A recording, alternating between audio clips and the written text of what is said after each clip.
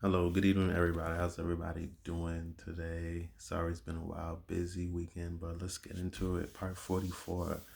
So, if you humble yourself unto the Almighty, um, you start to see yourself actually maximizing on your potentials that you're born to do. Simply, I know many of us, first of all, we're getting close to 2020. Many of us have goals, many of us have plans, but have we reached the importance one this year?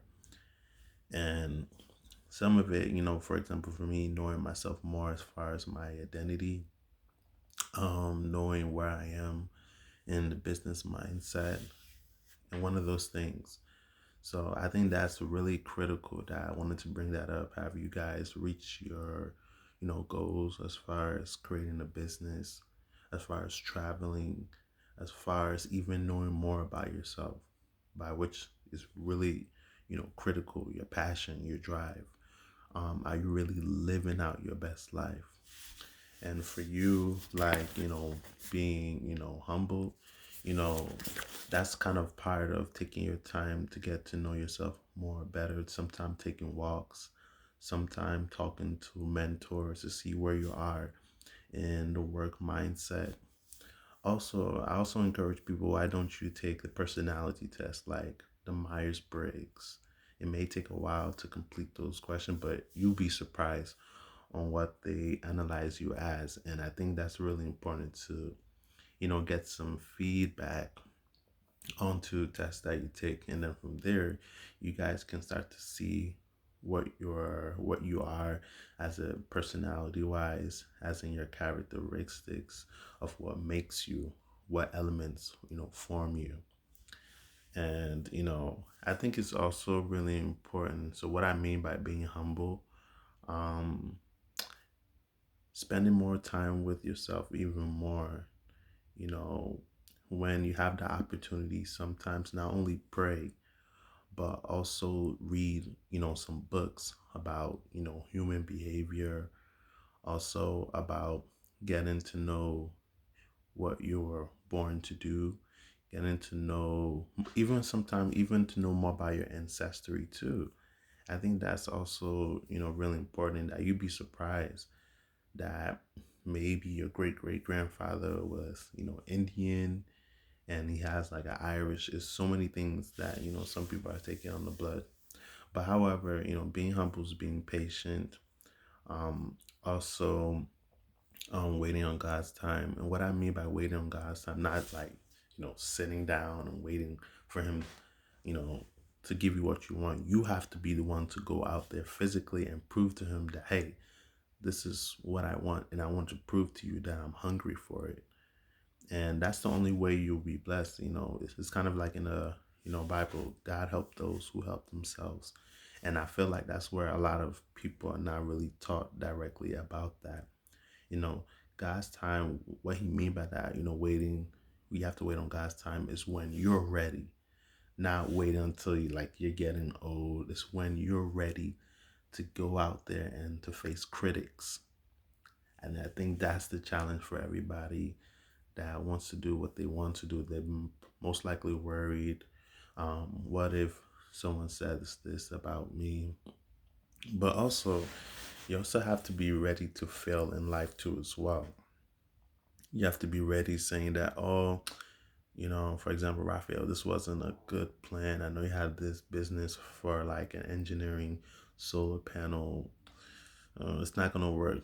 But if it's not going to work, I think it's really important to get feedback on, why it's not going to work, so you can see a solution to that problem, and then, showcase it out there. Because for you to be a successful individual, you have to be ready to fail. You have to be ready to be talked on, saying what's gonna work, and that what makes you more serious to go out there and investigate. How can I make this idea better to what I have planned that's in store? And there's many resources that even I myself, many others don't look online, that can help you, find out, what you want to do in life. Also finding out more about yourself. There's been tests, there's been phases on how this person, like for me, I'm a haptic person, haptic learner. So I'm always active.